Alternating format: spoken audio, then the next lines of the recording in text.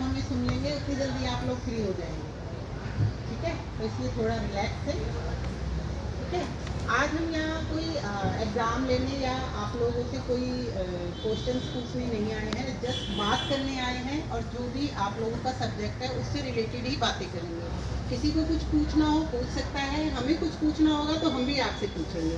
इसमें कोई मार्किंग नहीं है, कोई नेगेटिव मार्किंग नहीं है, ठीक है। आवाज़ आ रही है सबको आवाज़ आ रही है पीछे तक? पीछे लास्ट बच्चा आ रही है आवाज़ आपको? तो चलिए शुरू करते हैं फ्रेंड्स।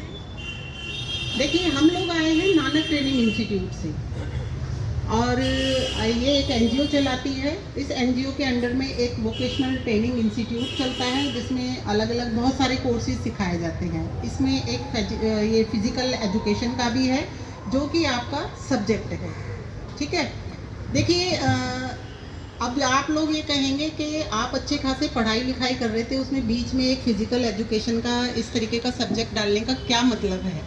तो आप इस चीज़ को इस तरीके से समझिए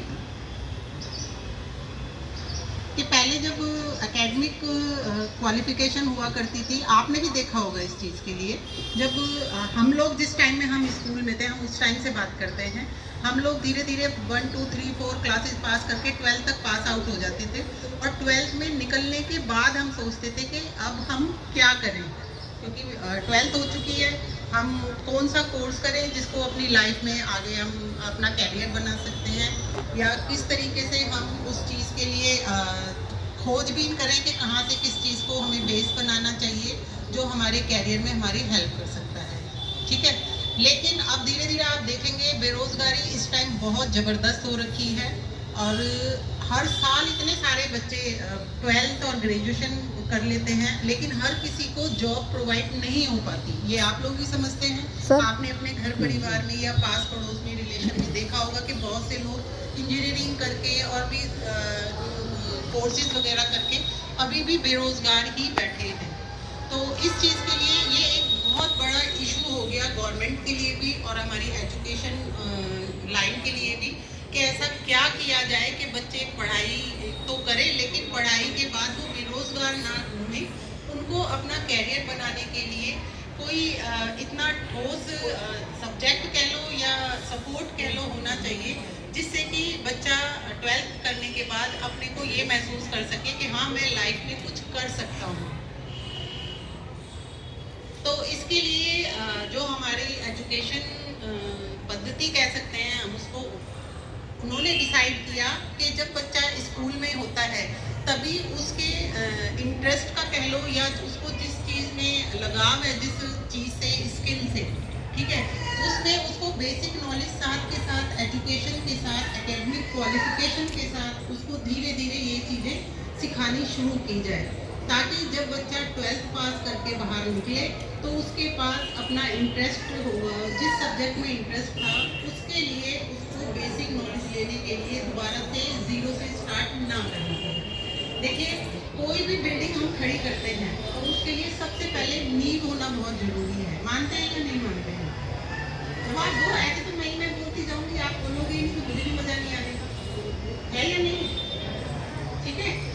और ऐसे ही किसी भी देश को, किसी भी घर को या किसी भी स्कूल को चलाने के लिए जो बिल्डिंग है वो आप लोग हैं, ठीक है। आप इस स्कूल से अच्छा करके बाहर निकलेंगे, लोग पूछेंगे आपने कहाँ से अपनी एजुकेशन किया, आप स्कूल का नाम लेंगे तो स्कूल का नाम, परिवार का नाम अच्छा हो गया, ठीक है। तो आप हमारे देश की बिल्डिंग है और जो ये स्कूल है ये आपकी नींव डालने का काम करता है। आज हमें भी यहाँ इसीलिए बुलाया गया है कि जो आपका स्किल का सब्जेक्ट है, एक्स्ट्रा सब्जेक्ट जो होता है एक तरीके से आपकी एकेडमिक के साथ साथ, वो है आपका फिजिकल एजुकेशन का या फिजिकल ट्रेनर वगैरह जो होते हैं उसके हिस्से, ठीक है।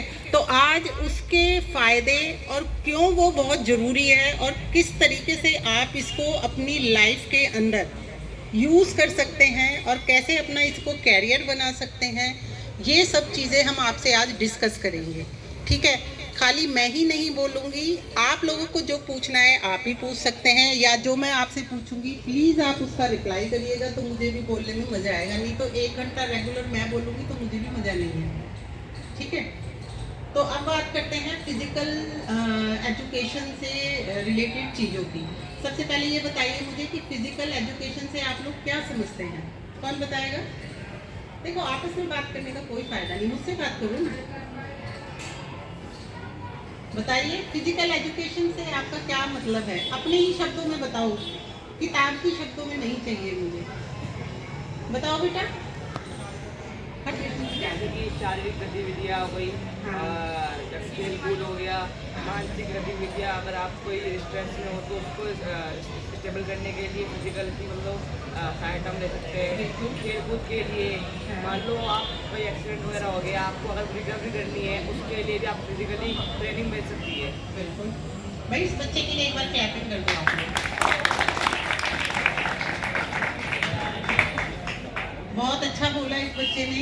इनके कहने का मतलब ये है कि जो हमारा हम अपने शरीर के द्वारा जो गतिविधियां करते हैं, समझिएगा प्लीज इसे बच्चों।